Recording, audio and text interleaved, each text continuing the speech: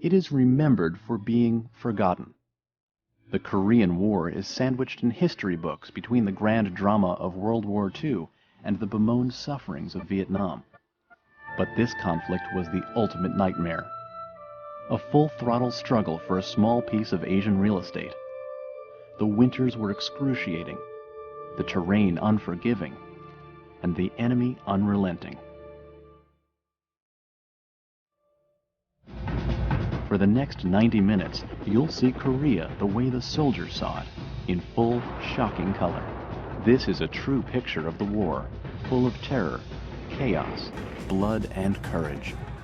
Much of it has never been seen by the general public until now. This is Korea, the first great confrontation of the Cold War.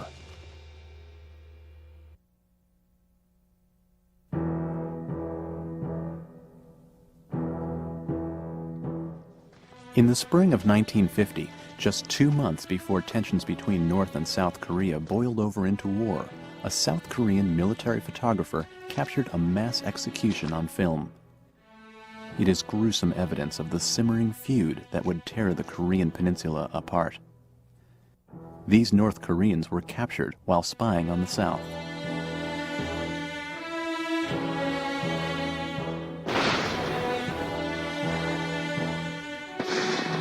These dead, once fellow countrymen, are now enemies to South Korea. The tensions between North and South, born in the wake of World War II, have reached the boiling point. Korea, called the land of the morning calm, is really a harsh land of jagged ridges, fickle weather, and a checkered past. The peninsula lies 6,000 miles east of the United States, in a remote corner of the Asian North Pacific. Sitting precariously between Russia, China, and Japan, Korea was always at the mercy of its bigger neighbors. For centuries, foreign conquerors trampled over Korean soil to do battle with each other. As World War II came to a close, the peninsula was up for grabs after decades of Japanese rule. In July of 1945, Soviet leader Joseph Stalin joined forces with the United States to pinch the Japanese out of Korea with a two-prong attack from north and south. The superpowers met at the 38th parallel, the line of latitude running through the middle of the peninsula. They agreed to split and occupy Korea along that line. The Soviets would control the northern half, while the US took the southern half, each set to work honing a government modeled in its own image. When the superpowers pulled out in 1947, they left behind two starkly different regimes. In the north, zealous puppets of communist Russia and China took control. In the south, a Princeton-educated autocrat named Syngman Rhee emerged. Both sides wanted the other eliminated. Threats grew stronger, spies more numerous, and violence more prevalent along the border. This little peninsula wasn't big enough for both of them. The question was, who would draw first blood?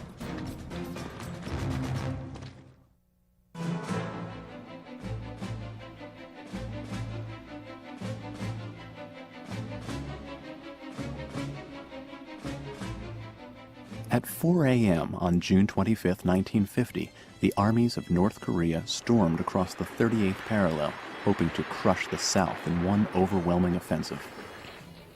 135,000 communists besieged a ragtag South Korean border patrol and steamrolled southward.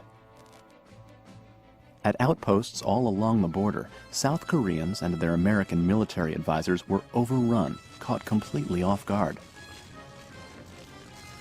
The U.S. had deprived South Korea of weapons and ammunition, thinking it might invade the North and start a war. Syngman Rhee, the South's fiery and aggressive leader, had threatened to do so. All that held him back was a lack of firepower. Now, the U.S. strategy of restraint had backfired. The South was on the receiving end, with nothing to defend itself against the communist tanks and heavy artillery. In just 2 days, Seoul, the South Korean capital lying 30 miles below the parallel, was captured by the North.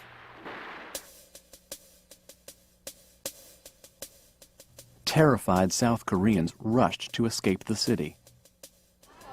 Roads leading south over the Han River were jammed with refugees and truckloads of equipment.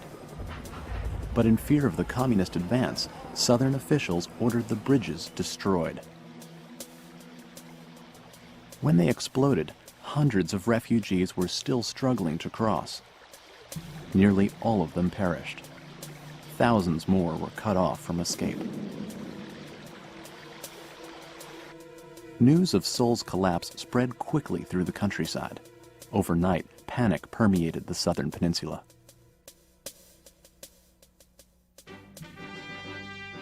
North Korea hoped the U.S. would look the other way and let the South be taken. But the American home front was being whipped into a frenzy over communist aggression. If South Korea fell to the Reds, would Japan be next? Sensing public outrage, President Harry Truman immediately called for U.S. air and sea strikes against North Korean targets. Korea is a small country, thousands of miles away, but what is happening there is important to every American. An act of aggression such as this creates a very real danger to the security of all free nations. This is a direct challenge to the efforts of free nations to build the kind of world in which men can live in freedom and peace. This challenge has been presented squarely. We must meet it squarely. American jets went right to work, shooting down 6 North Korean fighter planes on their first day in action. The Navy bombarded the enemy coastline from the sea. But the communists owned the land, and they pushed on, virtually unfazed. There was speculation that the U.S. would use the atom bomb as it had on Japan, but Russia had deployed one successfully the previous summer, presenting a dangerous new threat. Dropping the bomb now would risk Armageddon, so it was clear to U.S. commanders that this war would have to be fought from the trenches. Truman called on the United Nations to lead a police action against North Korea.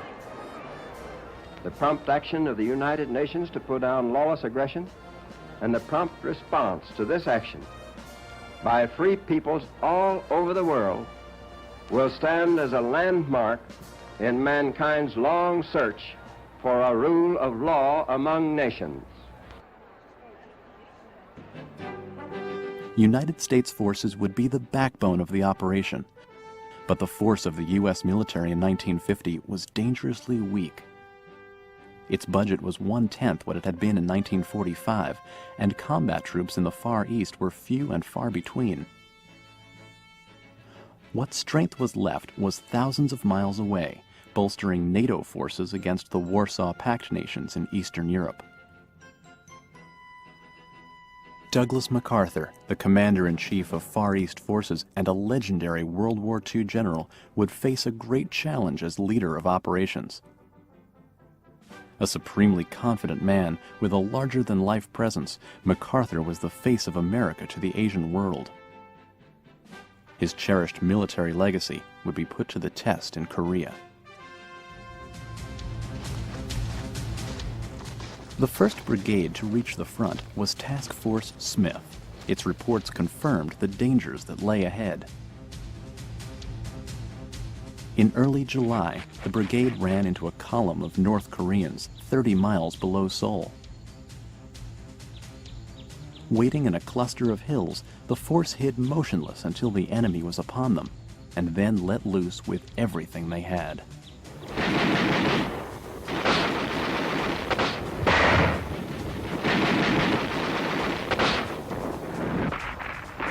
But the northern tanks were undeterred. Task Force Smith only knocked out 4, and the other 33 rolled right through its lines. For the first of many times in the war, the Americans were trapped behind the enemy and had to fight their way out. Guys fell around me as mortar rounds zeroed in on us. One of my young guys got it in the middle. Oh, Jesus, the guy was moaning and groaning. There wasn't much I could do but pat him on the head and say, hang in there. Lieutenant Philip Day, Jr., Task Force Smith. It quickly became clear that this was no police action. This was war.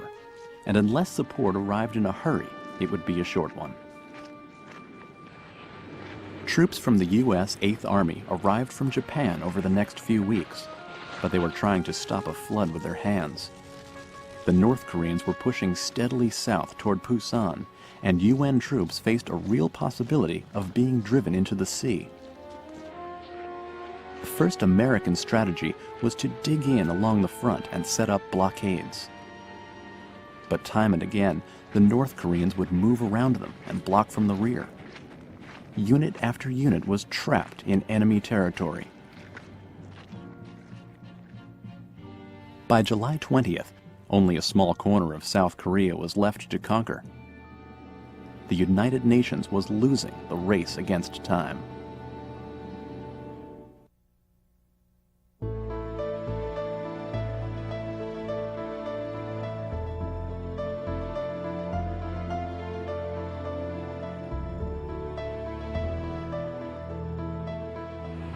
By August 1950, the U.S. 8th Army had its back against a wall. It had been pushed to within 65 miles of Pusan and Korea's southern shore. The last real natural barrier before Pusan was the Naktung River. A strong stand there would be crucial. But the UN line was dangerously shaky. A division of 3,600 men can comfortably defend a front the length of 100 football fields. But along the Naktung, single battalions of 400 men were covering 150 football fields. Compounding the manpower shortage was a phenomenon known as the bug out.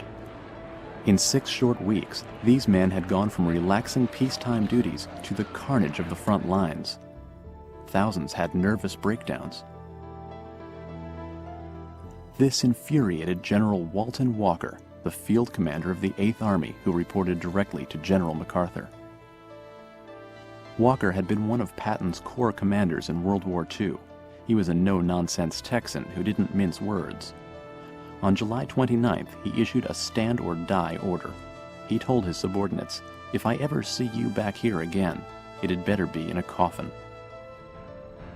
Walker's troops faced hostility no matter which way they turned. They had to rely on their only advantage, firepower, to keep them alive.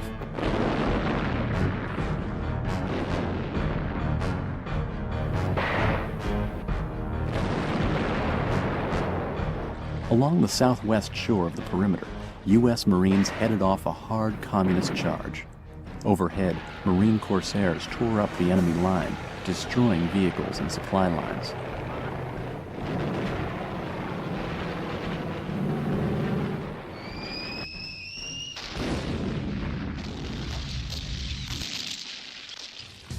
But north of there, a U.S. Army battalion was being ripped apart. North Korean tanks rushed down from the hills and launched a concentrated attack from point-blank range.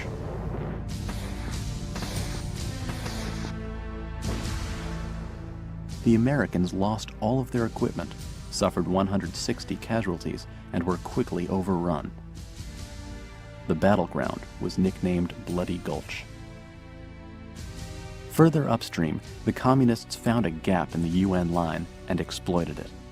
During the night, they crossed the Naktung and easily captured No Name Ridge. The ridge ran straight south toward Pusan, and unless the North Koreans were driven back quickly, the whole perimeter could fall. The Americans struck back hard. For 2 weeks, the battle raged on. The same hills were won and lost dozens of times. Punch-drunk infantrymen fought with everything they had. Air attacks rained down on the Communists.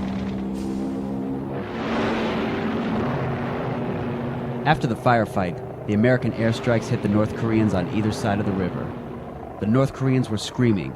We heard them, and we were a mile or more away. Floyd Atkins B Company.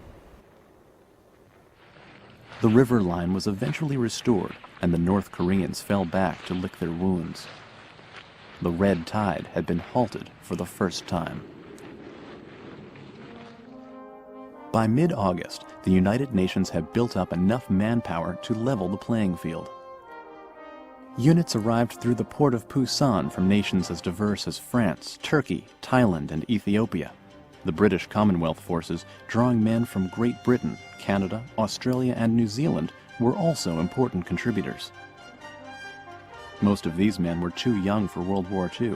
They were eager to make their own mark on this new battlefield, but few of them could comprehend the harsh realities of war that awaited them.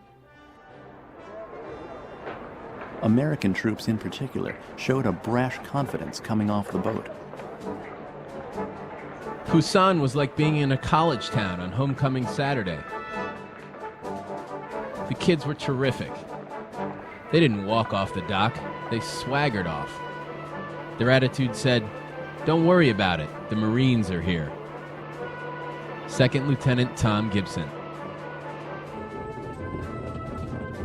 Among those arriving were thousands of black recruits. Unlike their predecessors in previous wars, they would serve in mixed units, fighting alongside white troops for the first time.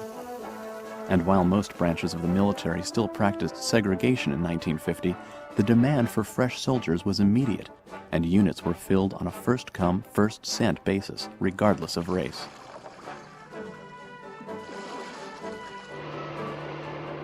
Mixed units cooperated well on the hills of Korea, whether in the midst of combat or campfire sing-alongs.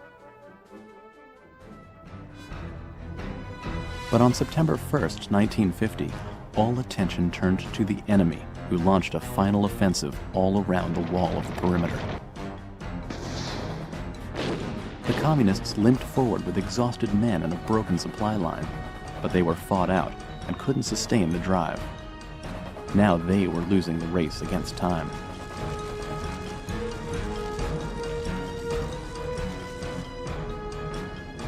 The moment was right for the United Nations to strike back, and General MacArthur knew just where to do it.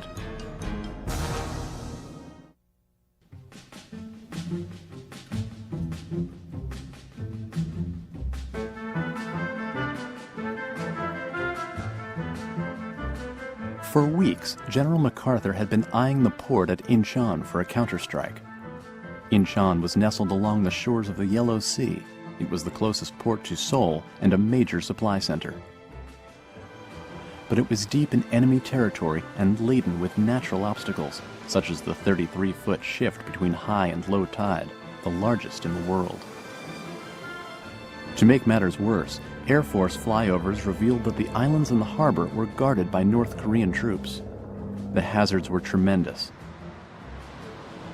Naval commanders protested the plan, but MacArthur was adamant. He sent a telegram to the Pentagon on September 6th that read, "There is no question in my mind as to the feasibility of the operation, and I regard its chance of success as excellent. I go further and believe that it represents the only hope of wresting the initiative from the enemy and thereby presenting the opportunity for a decisive blow." The loss of Incheon would be an immense psychological defeat for the North Koreans. Conversely, control of Incheon would give UN forces a tremendous boost in position and morale. It offered a secure beachhead from which to launch attacks on Kimpo Airfield and Seoul, 25 miles away. But the operation called for amphibious teams to land on a small beach, scale a seawall, and attack directly into a city. It would require soldiers of unparalleled bravery. MacArthur created a special 10th Corps to carry out the operation. Divisions from the Army, Marines, and Navy were pulled from the action around Pusan to lead the charge. As the soldiers set sail for Incheon, they reflected on what lay ahead. As soon as we pulled out of Pusan, we began to get the briefings on the tide situation in the Incheon harbor area. None of us ever had any experience operating under such tidal conditions before, let alone ever having been involved in an amphibious landing. As soon as the morning of September 15th approached, we realized that we had all the ingredients for disaster on our hands. Ensign George Gilman, USS Mount McKinley. The invasion strategy was as complicated as its target. Incheon's harbor was too shallow at low tide for large ships to maneuver. So MacArthur decided to invade in 2 phases, synchronized with the high tides. Wolmi-do, the main island at the entrance to the harbor, would be assaulted with the first tide in the morning. The main event would follow with the second tide at night. 5 days in advance of the operation, Marine jets began blanketing Wolmi-do with bombs.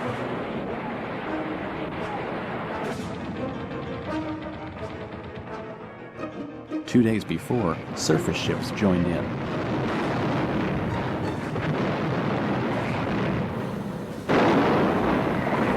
And so it was on the morning of September 15th, 1950, the 10th Corps moved in on burned-out Wolmi-do. The North Koreans had been caught off guard and gave up the island easily, suffering more than 300 casualties in the process. Only 20 American troops were injured. None were killed. For the next 11 hours, the 10th Corps Infantry waited for the tide to roll back. While they rested, 230 vessels moved in, and Marine corsairs ravaged the city of Incheon. Troops on Wolmi-do watched the air assault unfold. Reporter Jack Siegel was there to record the reaction. Yeah, what do you think of those Marine corsairs? Those Marine corsairs are pretty swell things to have around. Here comes another one of them down on the other side of that hill. Now, there go 2 rockets. Look at that man. He went right down over the rim of the hill. He's over on his side, now coming directly over it. As the evening approached, the 10th Corps unleashed the main thrust of the invasion. The landing targets were Red Beach, near the heart of the city, and Blue Beach to the south. Heavy naval and air bombardment cleared the path ahead of them. Landing ships made their way to the shore.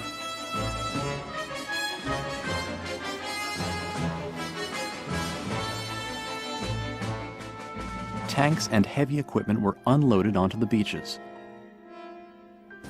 Infantrymen prepared to infiltrate the city on foot. Red Beach was secured within an hour and a half, and troops entered the streets of the city on the lookout for snipers. The following morning, Red Beach and Blue Beach were linked, and the operation was complete. Amazingly, the invasion was executed with such precision that only 20 UN soldiers were killed.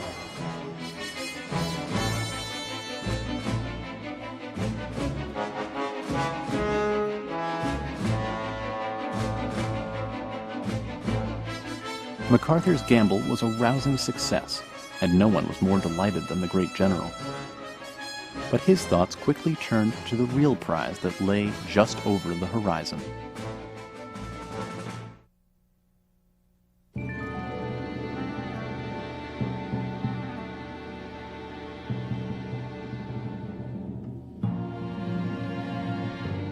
The loss of Incheon put the North Koreans still fighting south of there in deep trouble. The UN invasion was completely unexpected, and most of the Red Army was still fighting in the Pusan perimeter area, 130 miles south. Communist troops there were never informed of the defeat at Incheon. They fought on for a week afterward, unaware that they were in danger of being cut off. But when word of Incheon finally trickled down to the perimeter, they fled northward almost immediately. Meanwhile, the 10th Corps marched northeast from Incheon on the road to Seoul. They were battle-ready and let nothing stand in their way. The first target inland was Kimpo Airfield. As the closest major airstrip to Seoul, its value was immeasurable. Kimpo fell easily to the Marines on September 18th. Within 2 days, Marine corsairs were launching airstrikes on Seoul from there. Kimpo would play a key role in conquering the city.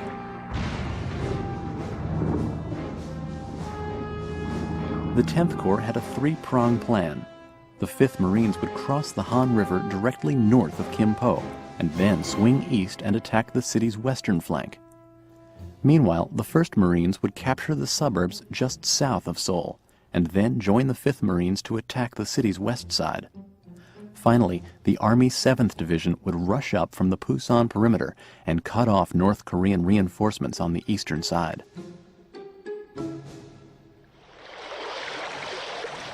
The Marines crossed the Han as planned, but hit strong resistance in the hills west of Seoul.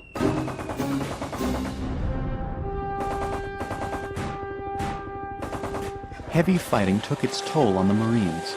The North Koreans were dug in deep and stuck to the hills like glue.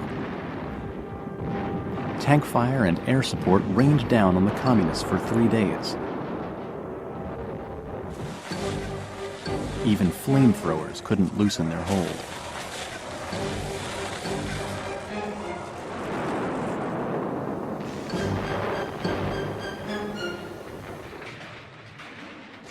The battle came down to the last man, almost literally.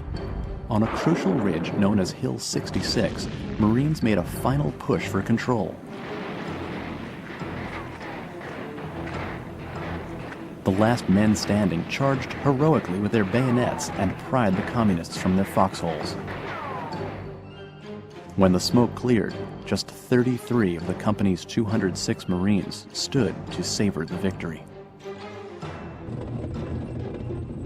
Southeast of the city, the Army 7th Infantry was blazing a trail, advancing north like a steam train. On September 22nd, it beat back an enemy tank battalion and captured another airfield at Suwon, 20 miles southeast of Seoul. Air missions from Suwon and Kim Po against Seoul helped clear the way for the soldiers below.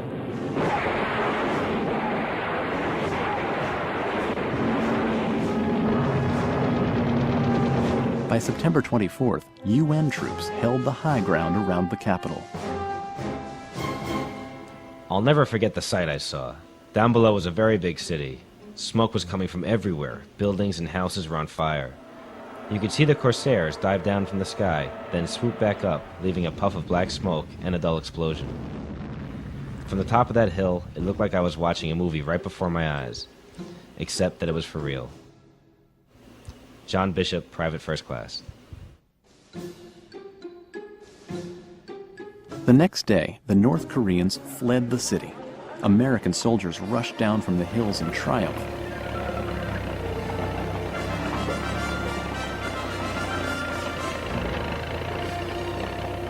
Seoul, the economic and cultural center of Korea, was back in friendly hands.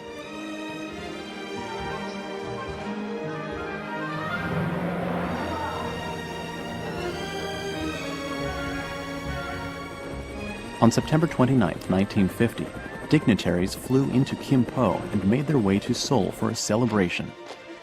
It was full of pomp and pageantry. The United Nations wanted the world to know that their police action was well in hand. But snipers could still be heard in the distance during the ceremony, an audible reminder of the dangers still lurking on the horizon.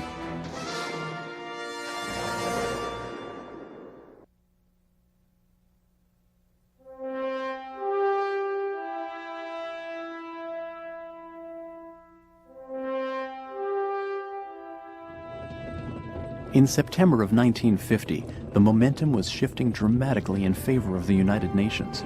The 8th Army was pushing northward at a pace that recalled Patton's drive across France after Normandy. The first objective was to reach the 38th parallel, where the war began, to reclaim South Korea's old borders. South Korean divisions led the charge, reaching the parallel on October 1st.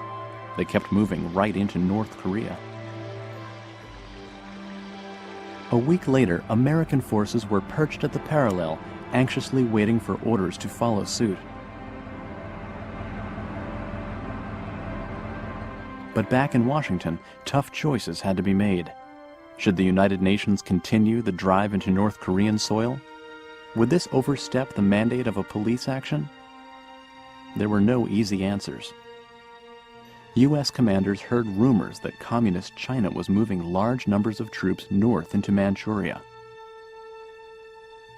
The Chinese resented American intervention in the region and feared that hostilities would spill over into their Manchurian territory. Intelligence reports estimated that up to 450,000 Chinese troops were lurking in the hills beyond the Yalu River, poised to strike.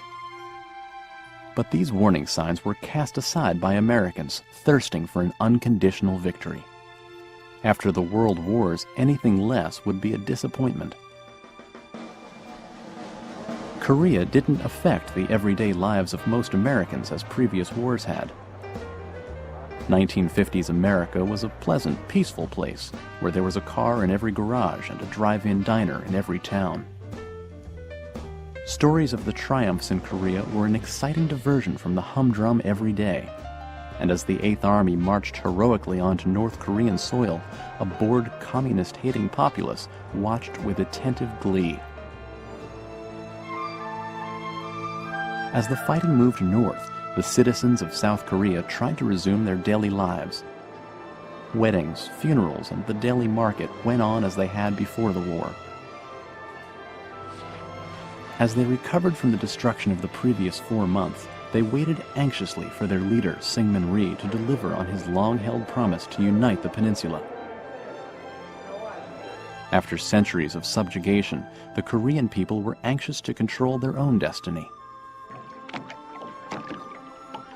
Whether at the mercy of the Mongols, Chinese, Manchus, Russians, or Japanese, South Koreans were always in the shadow, and often under the command of foreign invaders. They were most influenced by the Chinese, who ruled the peninsula on and off for more than 1,000 years. The cultures of the two countries, each centered around Buddhism and agriculture, were closely linked. But the politics of the two were worlds apart in 1950. South Koreans rejected the Chinese communism that threatened to devour their homeland. Within weeks, their sons would meet their nemesis head-on in the hills of North Korea. There, the front was opening up. The road to Pyongyang, the North Korean capital, was free and clear, and UN battalions raced each other to it. The North Koreans tried to establish a thin defensive line around their capital, but they couldn't curtail the UN momentum. The Eighth Army found itself at the gates of Pyongyang within 10 days of crossing the parallel. Looking at the open road ahead, the men couldn't help being optimistic. General MacArthur announced that we would be home by Thanksgiving. We believed him. Life seemed good in Pyongyang. Morale was sky high. James Cardinal, Private First Class. The Eighth Army set out north and west from Pyongyang, eager to vanquish the northern regime. As they crossed the Changchan River, the last major land barrier in North Korea, they could smell victory waiting for them on the other side. But what they found was a mass grave holding over 100 executed American prisoners. The North Koreans were turning even more savage in their desperation. UN resolve was renewed. On October 24th, General MacArthur ordered his men to march straight to the Yalu River. Now he would let nothing stand in the way of total victory. But just over the horizon, squatting silently in the hills, were hundreds of thousands of Chinese soldiers.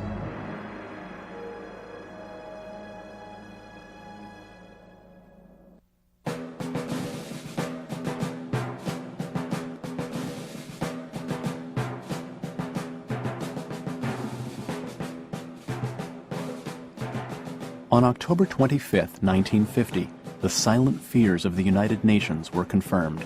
The Chinese that had been quietly amassing between the UN forces and the Yalu River suddenly made their presence known.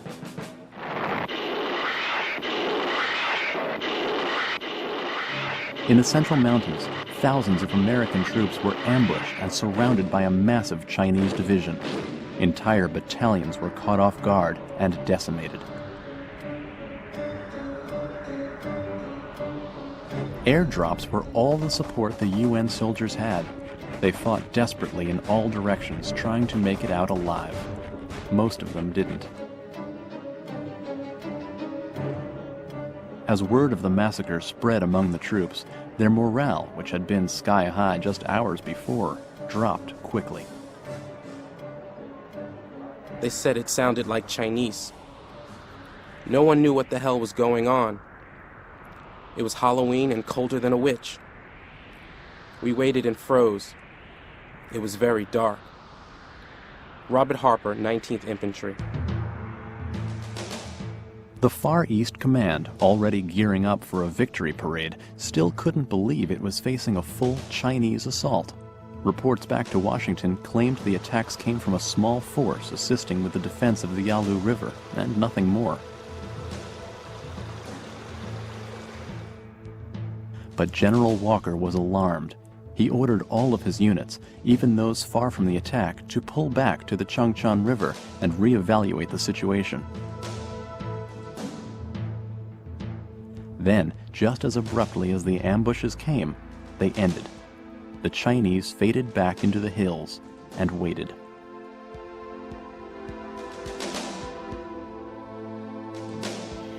Throughout November, American surveillance planes tried to determine just how many Chinese were out there.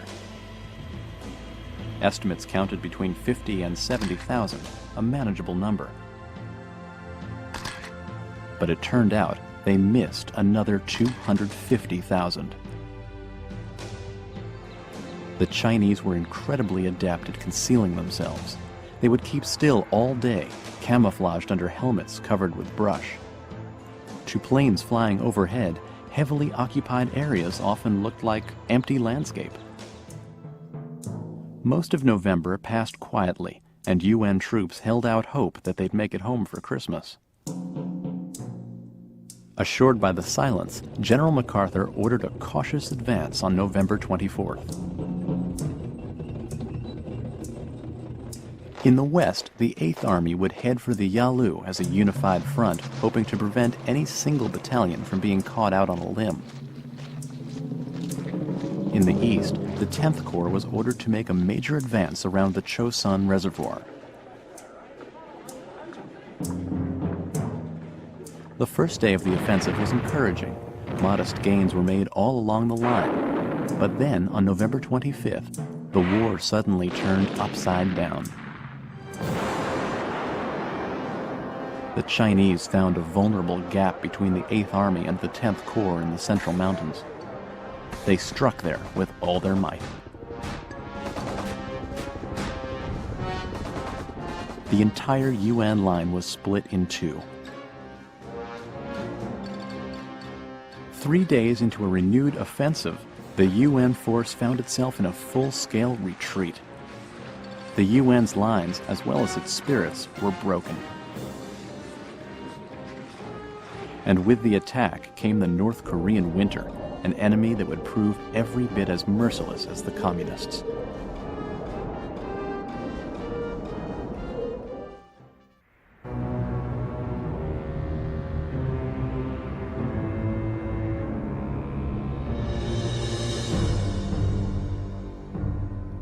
By late November of 1950, United Nations forces were fighting for their lives. The police action that was supposed to produce fast results and total victory had managed to lure opposition from the world's most populous adversary, China. As the front to its west was crumbling, the 10th Corps faced a mounting challenge along the Chosun Reservoir. The Chosun lay high in North Korean mountain country. By late November, the cold there was blistering. The temperature fell as low as 40 below zero, and 50-mile-an-hour winds made it feel even colder.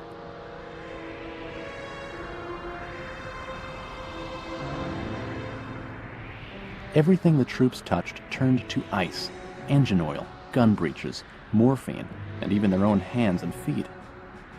The ground was so frozen that digging a foxhole was out of the question. One pastime to keep the blood flowing was a friendly snowball fight. This was certainly not the ideal place to spend Thanksgiving, but the troops made the best of it. For Thanksgiving, we were all served turkey and all the things that go with it. You had to eat fast because everything was turning cold. The gravy and then the mashed potatoes froze first. Boy, you ate fast. And all the time, the snipers were shooting at us. William Davis, hospitalman. Siberian weather and enemy insurgents had taken their toll on the troops. The men had worn the same clothes for weeks, and good meals were few and far between. Troops hardly slept in the sub-zero cold.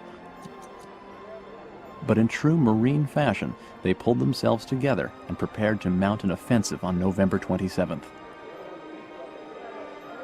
The soldiers were bracing for the worst, having heard the reports of Chinese overwhelming units to the west.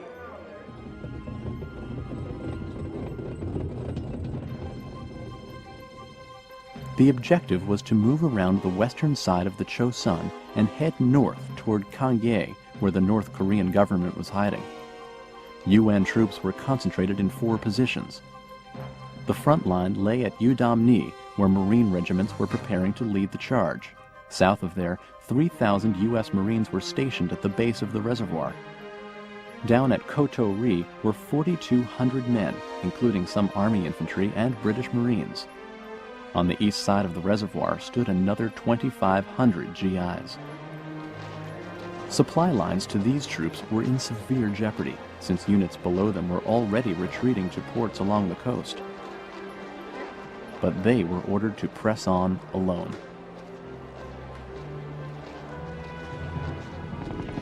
To keep the supplies coming, they relied on one of the newest machines of war, the helicopter. Choppers first appeared in World War II, but improvements to their design and stability made them indispensable in Korea, especially during that Arctic winter when ground transport was next to impossible. On the western shore of the Chosin, the Marines crept forward from Udamni and found a solid wall of Chinese waiting for them.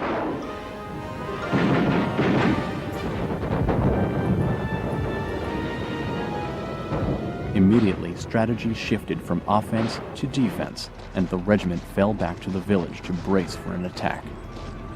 It wasn't long in coming. On November 28, 1950, 6 Chinese divisions descended on Udamni. For 3 days, the battle raged. The Marines unleashed their entire arsenal on the Communists.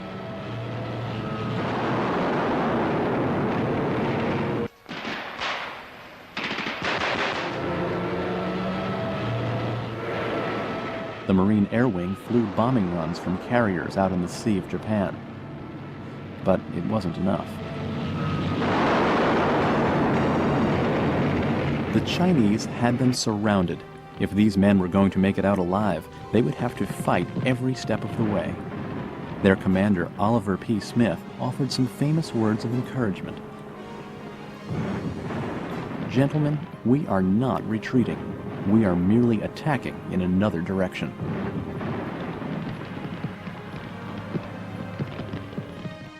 Across the Chosun to the east, an even greater disaster was unfolding. The Army 7th Division was cut off on a 4,000-foot plateau, surrounded and vulnerable. Anywhere it turned, it would face a vicious fight. Some soldiers went AWOL, off into the hills or onto the ice of the reservoir, hoping to escape the trap.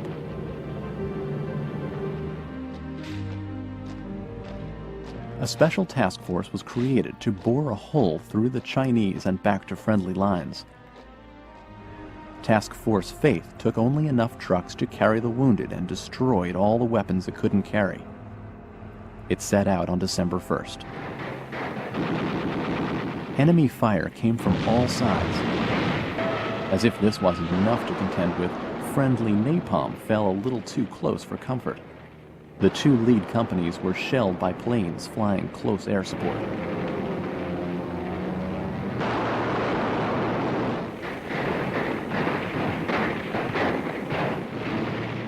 The task force came upon a village swarming with communists and was completely blocked. There was no option but to advance directly through the Chinese blockade. 2,500 GIs entered the town. Only 1,000 made it through. Those that could dragged their fallen buddies with them. After 13 days of hell, Task Force Faith finally made it to safe ground. The campaign along the frozen Chosin has become legendary in modern war history. Rarely, if ever, was the cold more blistering, the enemy more unmerciful, or the escape more precarious. And the men who served there are joined forever in a brotherhood known as the Chosen Few.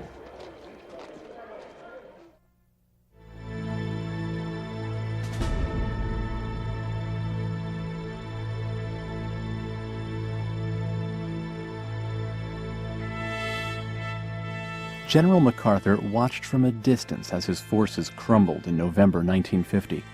Korea would be his final crusade, and a resounding victory there would have assured his immortality. But that victory, imminent just days ago, was slipping away. His frustration was immeasurable, and most of it was directed at the Truman administration.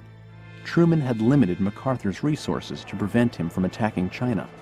He imposed airspace restrictions that forbade U.S. fighters from chasing Chinese planes beyond the Korean border, and he limited the amount of manpower and equipment that was sent to the front. MacArthur found these restraints crippling. On November 28th, he sent a message of warning to the Pentagon. "We face an entirely new war. Our present strength of force is not sufficient to meet this undeclared war by the Chinese. This command has done everything humanly possible within its capabilities, but now is faced with conditions beyond its control and its strength. General MacArthur." The relationship between the president and his general, never entirely cooperative, was disintegrating as quickly as the UN's field position. Like its advance 2 months earlier, the UN's retreat gathered momentum as it went. The mass exodus of soldiers was eclipsed only by that of petrified North Korean civilians. Thousands were eager to defect.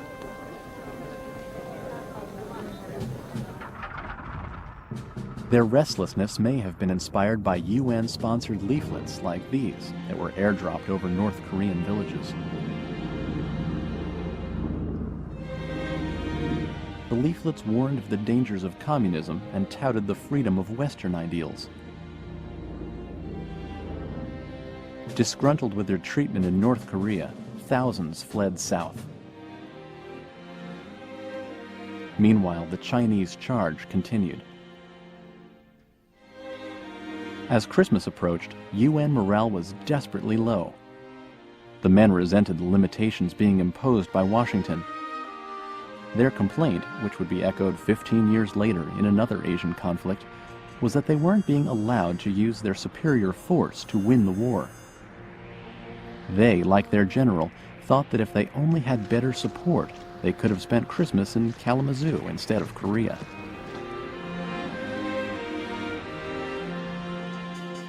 To make matters worse, 2 days before Christmas, their field commander, General Walker, was killed in a Jeep accident.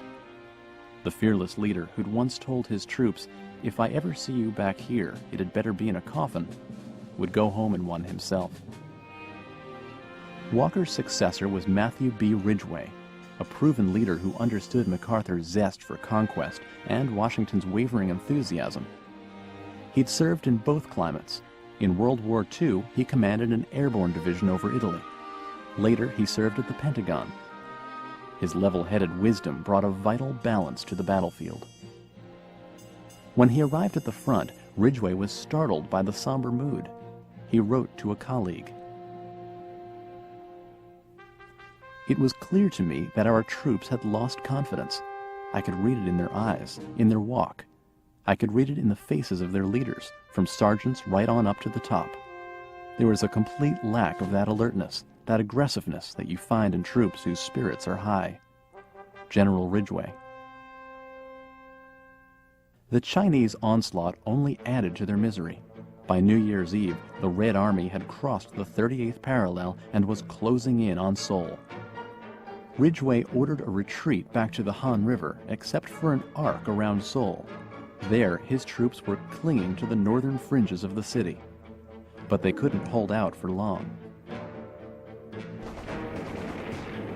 7 Chinese armies were stampeding straight for Seoul. And once again, the UN was overwhelmed.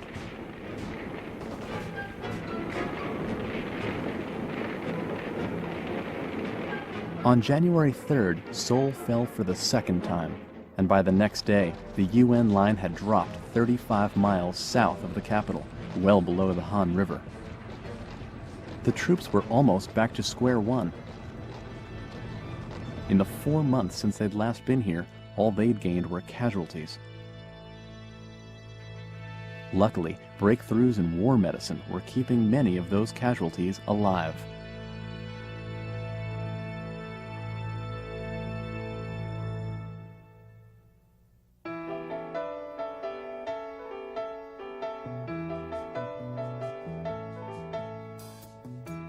What many people think of when the Korean War is mentioned is a wild group of TV characters with names like Hawkeye, BJ, and Hot Lips. But unlike their TV counterparts, the real troops who served in Mobile Army Surgical Hospitals, known as MASH units, couldn't leave the set at the end of the day. They witnessed every cruelty war could offer in graphic detail, day in and day out, around the clock. During the war, the men and women of MASH were the backbone of successful field operations.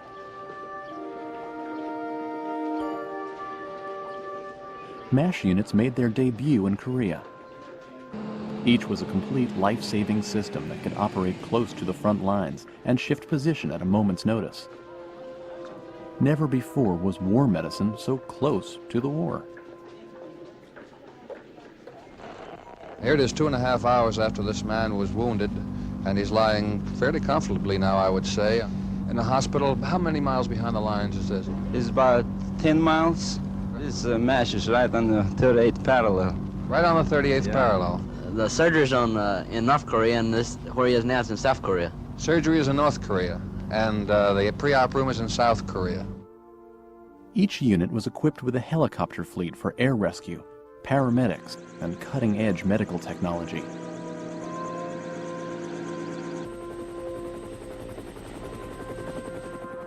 But the basic function of a MASH unit was known as meatball surgery. Doctors did whatever they could to keep a soldier stable until he could be airlifted to a full-scale hospital further behind the lines or even offshore. Rescue teams adhered to the golden hour rule. They made sure every wounded soldier was carried from the battlefield to a MASH unit in under 1 hour. The teams relied on road and rail lines where they could. But in the craggy terrain of Korea, airlift by helicopter was usually the best rescue option. The teamwork of helicopter paramedics and MASH doctors saved thousands of lives. Medical teams in Korea saved 25% more wounded than they had in World War II. They became the inspiration for the rescue teams in Vietnam and the Persian Gulf. Well, now over here we see them starting to carry the patient to the X-ray room. Oh, what's going to happen now? He's going to X-ray his leg, left leg. What's your name? Green, Bobby Green. Are you a medical corpsman? I'm a medical technician. Technician, I see. Will he be back in just a few minutes? He'll be back as soon as they X-ray him. Boy, things really happen when they bring a patient into a MASH, don't they? It takes around 30 minutes to get him in the operating room when we get him. Between battles, life for MASH doctors occasionally resembled the lives of their TV counterparts. Women served alongside men. Back then, it was the closest they could get to the front lines. Once the front settled down in late 1951, volleyball courts appeared at MASH units. Games helped to pass endless hours of waiting. But when the wounded suddenly flooded in, medics had to be ready for action. Some MASH veterans remember performing surgery for up to 80 straight hours. These doctors would do more operations in 3 days than they had in a year of private practice back home. And the rules of medicine were quite different with casualties of war. We were concerned only with getting the kid out of here alive, enough for someone else to reconstruct him. Up to a point, we were concerned with fingers, hands, arms, and legs, but sometimes we deliberately sacrificed a leg to save a life. We may lose a leg because if we spend an extra hour trying to save it, another guy would die waiting. Dr. Richard Hooker. MASH rescue operations were like a well-oiled machine. They were a vital part of keeping UN lines stacked with able-bodied men.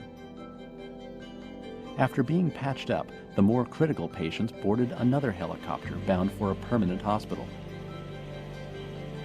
Those less seriously injured went back to the front to fight. With the Chinese attacking that front from all angles, UN forces needed every soldier it could get.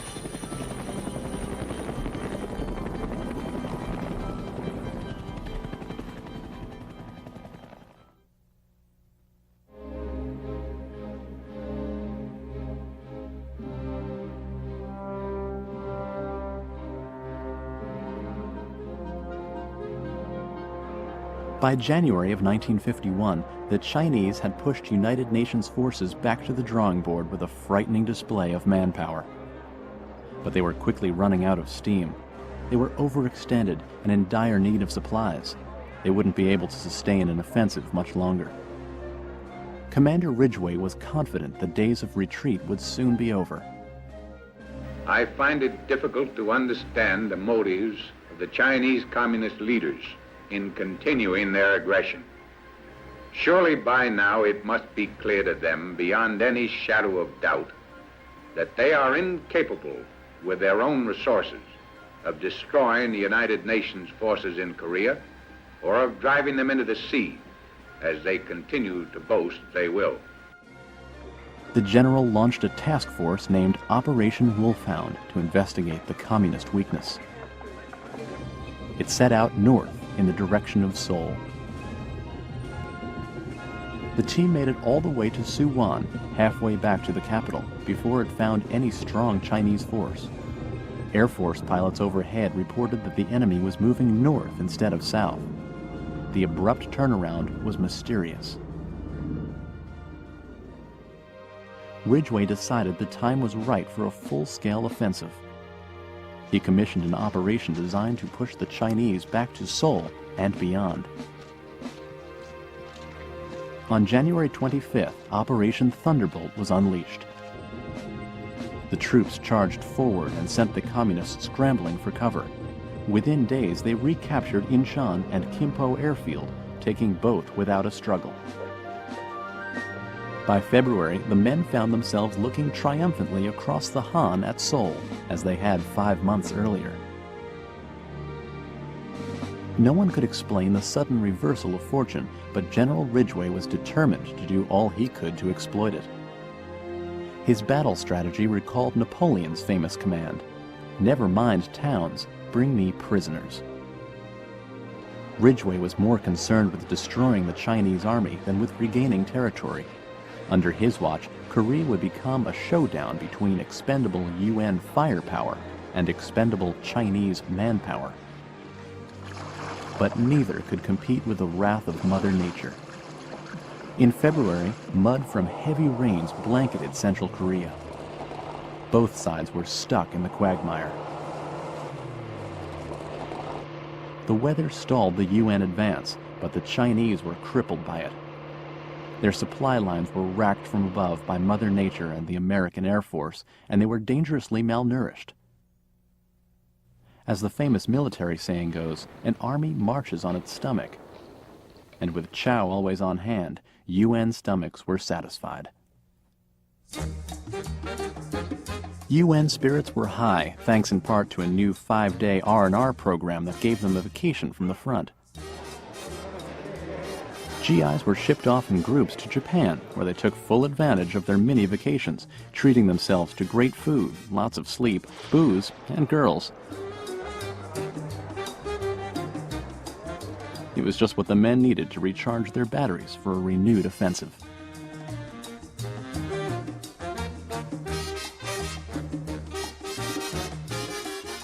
Back on the peninsula, USO shows kept the troops smiling and singing between battles. By March 15, 1951, the rejuvenated forces gnawed their way back within striking distance of the 38th parallel, all the way to Seoul's doorstep. They bombarded the city limits with heavy artillery and pried the communists from the city once again. There was no celebration this time. After 4 invasions, Seoul was in shambles. It was business as usual. UN forces pressed on and reached the 38th parallel by the end of March. It had been 6 months since the first invasion of North Korea, and again there was a debate over how far this offensive should go. This time, President Truman wanted a settlement. As he saw it, the first attempt at uniting Korea had proven to be a mistake, and a second attempt would only waste more American lives. MacArthur had a different view. He insisted that the campaign against China be widened to include blockades of its coast and airstrikes on the Chinese mainland. Truman had had enough. He announced to the world that he was firing General MacArthur. It was with the deepest personal regret that I found myself compelled to take this action. General MacArthur is one of our greatest military commanders, but the cause of world peace is much more important than any individual. It was a shocking development and sent Truman's popularity into a tailspin. Meanwhile, MacArthur came home to a hero's welcome. He concluded his lifelong quest for immortality with a speech to a joint session of Congress. Old soldiers never die. They just fade away. I now close my military career and just fade away. An old soldier who tried to do his duty as God gave him the light to see that duty. Goodbye.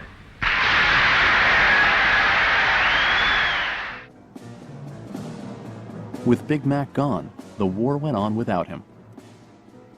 General Ridgway took over the Far East Command, and General James Van Fleet was called in to replace him as field commander. Van Fleet was the consummate soldier.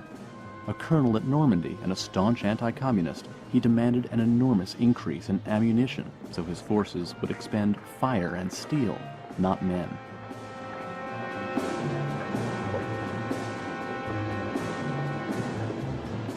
As the UN arsenal expanded, the communist lines contracted. On the map, their retreat looked like a massive withdrawal. But air surveillance reports suggested the Chinese were recoiling for a massive second wave of attacks.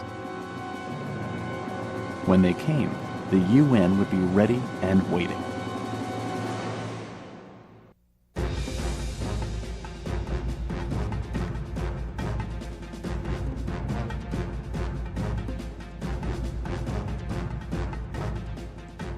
In the spring of 1951, a Chinese buildup was in progress in the Iron Triangle, a mountainous region north of the 38th parallel. UN forces sought to conquer the triangle since it would provide a comfortable buffer zone between the enemy and Seoul. But its borders were heavily guarded and tough to crack. Far East Commander Ridgway knew the Chinese were planning a major drive from the triangle, so he assumed a conservative offensive strategy in the approaches to it. After facing the Chinese for 6 months, his troops knew how they operated. They would come hard, and then suddenly not at all. They were vicious fighters, but only in spurts. So Ridgway drew a series of lines leading up to the Iron Triangle that would mark the stages of his planned advance. When the troops reached one line, they would use it as a jumping-off point to push on for the next. If they had to fall back, the previous line would be a place to stop and shore up defenses so that the retreat wouldn't pick up speed. Each line was named for an American state.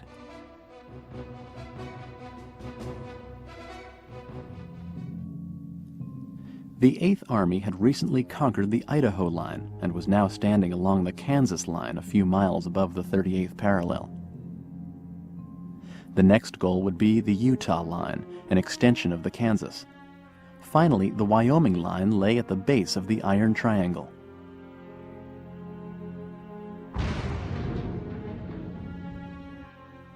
Whether going or coming along that grid, the UN goal was to butcher the enemy in massive numbers. By late April, UN forces were holding the Utah line and pushing hard to reach Wyoming.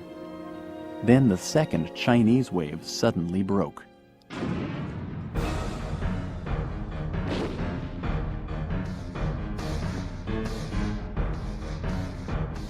On April 22nd, heavy attacks came against the weaker South Korean units in the center of the peninsula. The Reds again threatened to split the UN front in two, but the new phased line retreat strategy worked. The 8th Army fell back to the Kansas line and dug in deep. There they held hard and took everything the Chinese could offer. Within a week, the enemy ran low on supplies and men and suffered huge losses for an insignificant piece of land. To the American troops who had seen their adversaries run out of gas after all of their previous attacks, this was no surprise. The communists were getting predictable.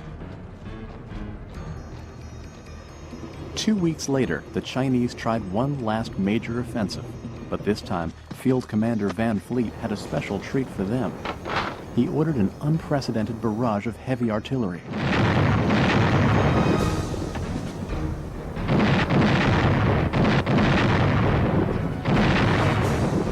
In a single 24-hour period, one battalion fired off more than 12,000 rounds, an all-time record. Teams of troops operated an assembly line of ammunition, sending an endless succession of shells airborne. 35,000 Chinese were killed or wounded, at a cost of only 900 UN servicemen. The bombardment is remembered today as the Van Fleet Load. The general's aim to expend steel, not men, had come to fruition. UN firepower was beating Red manpower. In June, Van Fleet's forces made it to the Wyoming line. Their advance was moving so fast that they overran active communist bases and took thousands of prisoners and supplies as they went. But when they tried to break into the Iron Triangle itself, they collided with a steel wall of enemy resistance.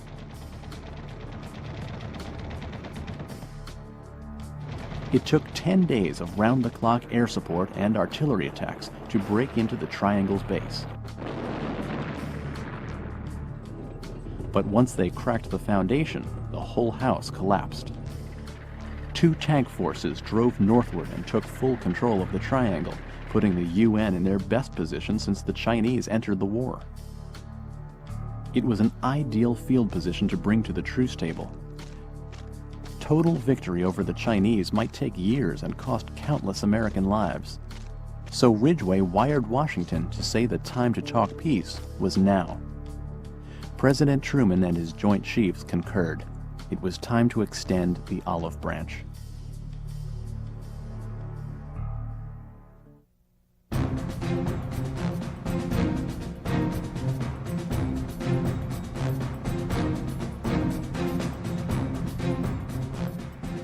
At the end of June 1951, the United Nations offered to talk peace with North Korea. 2 days later, the Communists replied in kind. It was encouraging news.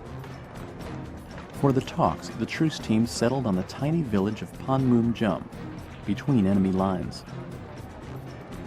Right away, it was obvious that the negotiations would be as torturous as the war itself. Both sides came to the table acting as the victor, pressing the other to make concessions expected of the loser. Their objectives differed drastically. The UN wanted a new border drawn along current front lines.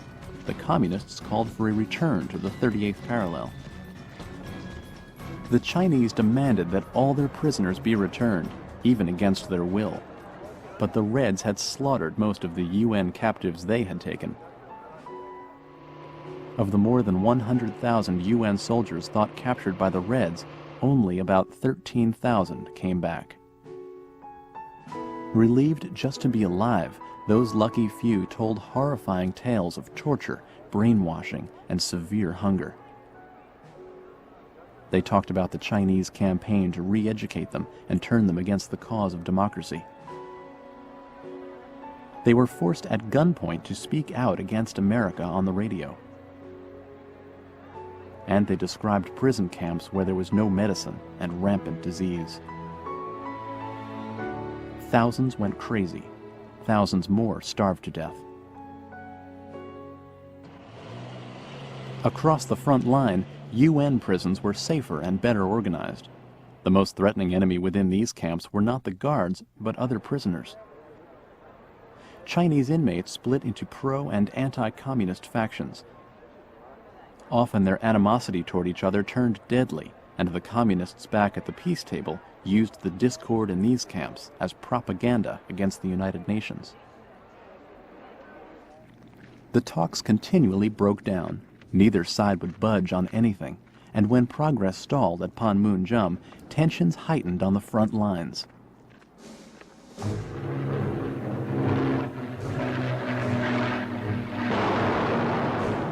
Heavy displays of force were a way of reinforcing diplomatic sincerity.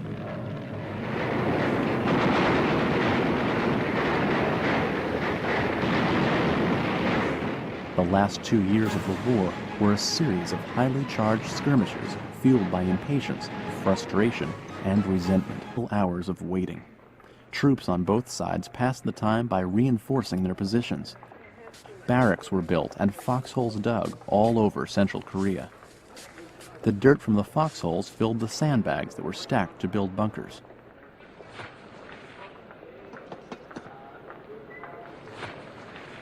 And from these bunkers high in the hills, troops kept watch on the enemy, who was spying back on them from across the valley.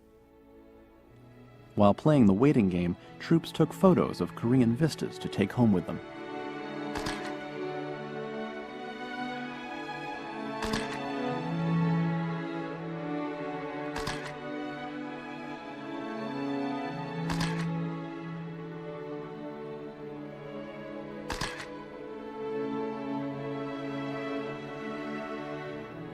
When they weren't building better bunkers or snapping photos, troops would write letters home or attend religious services, praying for their lost buddies, but never for themselves.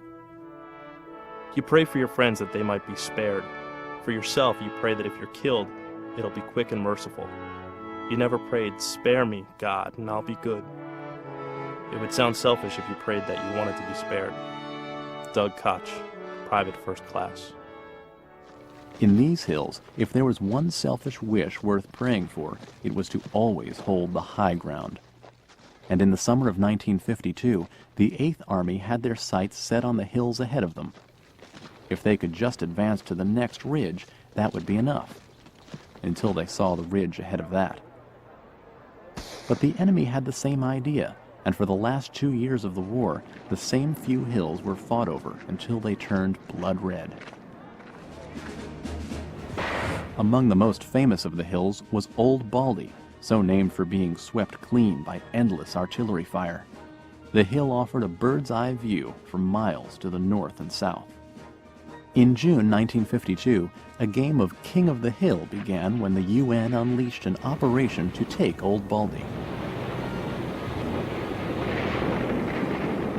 The infantry stormed the hill amidst enemy fire and put its stakes down on top.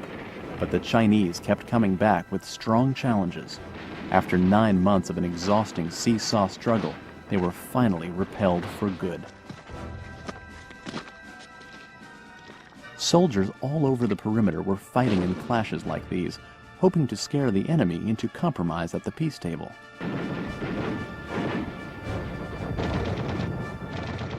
But the talks at Panmunjom went on and off with no progress. If negotiations were going to get anywhere, UN forces needed to find a better way to put pressure on the Reds. So they turned to their most obvious advantage: air power.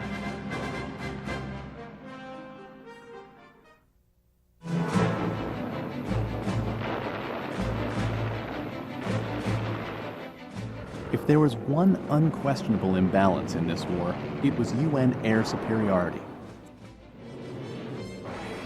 From the first day of UN intervention in Korea until the final day of battle, American aircraft pulverized North Korea ceaselessly from above.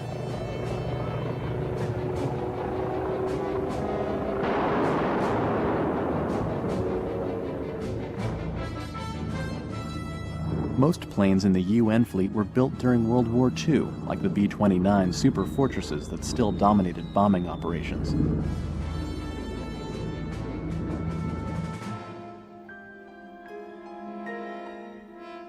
But a new generation of U.S. fighter planes was gradually being introduced and kept pilots a step ahead of the enemy.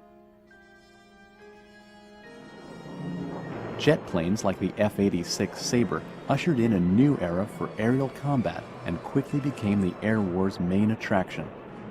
They replaced slower fighters with a more aerodynamic wing design, and they were faster and deadlier than anything that came before them. With the world's greatest aces in their cockpits, UN jets ruled the skies. In 1952, UN air power reached its peak strength. The U.S. Air Force had nearly 1,500 planes flying missions that year, and more from the Navy, Marines, and other UN squadrons.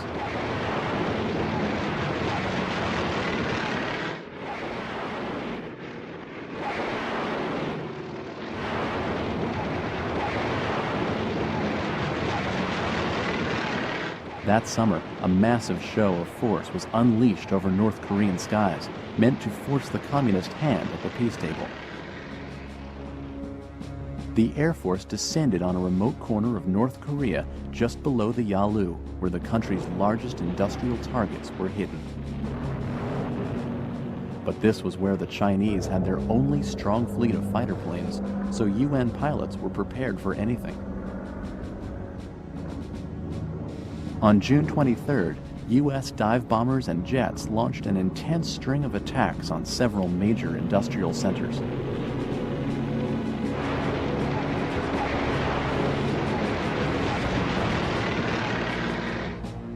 The primary targets were hydroelectric plants. Air Force Sabres flew top cover on the lookout for Chinese MiGs, while bombers moved in and hit the plants.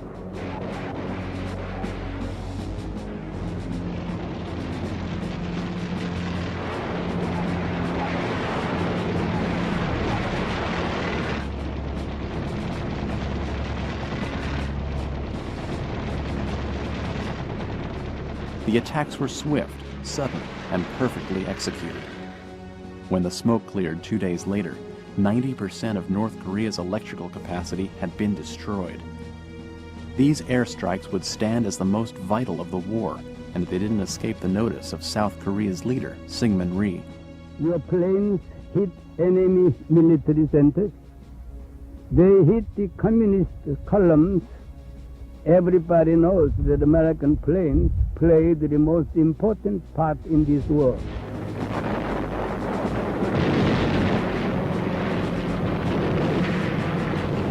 Air Force barrages would continue to pound the communists until the day the armistice was signed. But while they gave the UN some leverage at the peace table, they weren't quite enough to close the deal.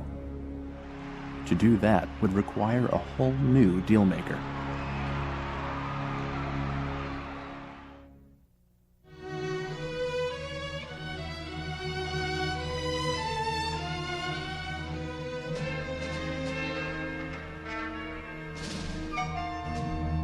Korea was the hot-button issue of the 1952 American presidential campaign. With voters running low on patience, the Democrats faced an uphill challenge against the Republican nominee, legendary General Dwight D. Eisenhower. Ike had commanded Allied forces in Europe during World War II and had retired earlier in the year from America's most prestigious command. Even MacArthur played second fiddle to Ike. Harry Truman had served as president for more than 7 years and decided not to seek another term. As the Korean conflict entered its third year, Americans were afraid the war would drag on forever. and wanted a leader who could end it quickly. In a late October stump speech, Eisenhower managed to put their fears to rest. I shall go to Korea.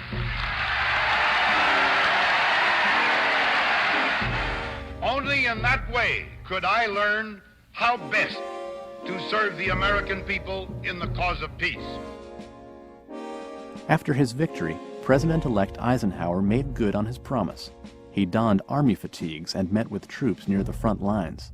He ate rations with privates and listened to their thoughts on ending the war.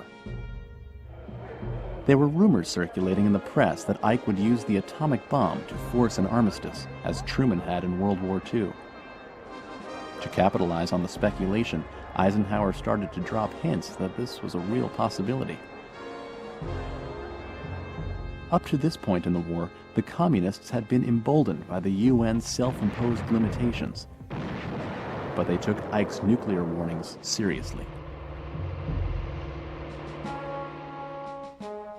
Just 3 months after Eisenhower's inauguration, the Chinese cracked. They sent a letter declaring their desire to end the war. But the war's finale would be as tense as its beginning. The armistice took another 4 months to iron out. Along the front, soldiers on both sides knew the end was near and wanted to go out with the best field position possible. Hostilities broke out across the peninsula in last-ditch attempts to gain ground.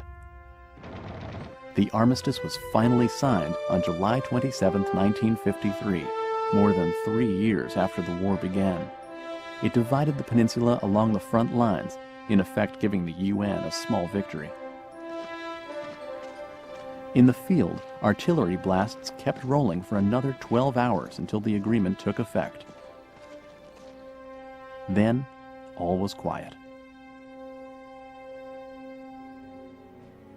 More than 3 million casualties fell on the hills of Korea over the war's 3 years, counting civilians and servicemen, wounded, killed, or missing. The land of the morning calm had been ravaged by death and destruction. With participants from more than 20 countries fighting on one side or the other, this struggle, remembered by most as a minor stalemate, was in fact a world war in its own right.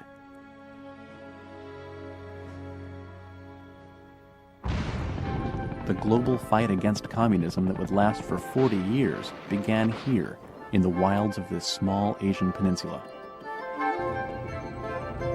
But unlike the Cold War it provoked, the Korean War goes on to this day. Soldiers from both sides still patrol the armistice lines in Central Korea.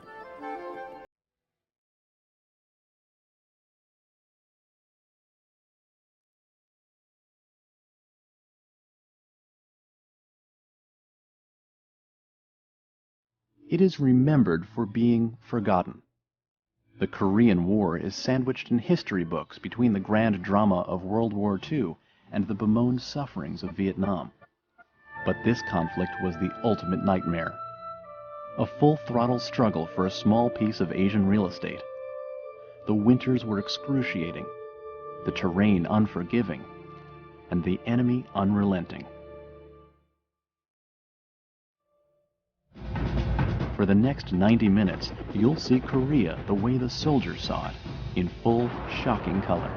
This is a true picture of the war, full of terror, chaos,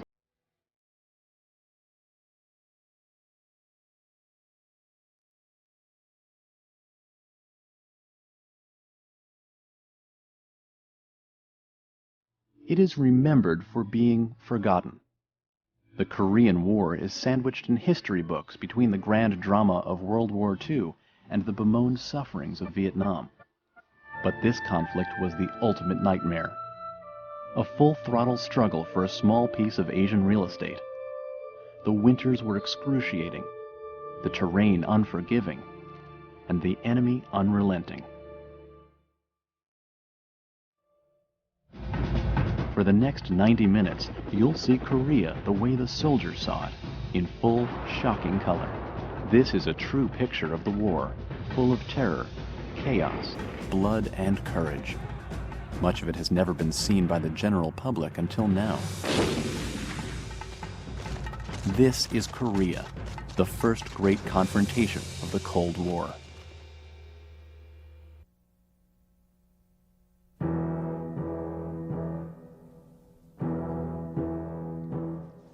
In the spring of 1950, just 2 months before tensions between North and South Korea boiled over into war,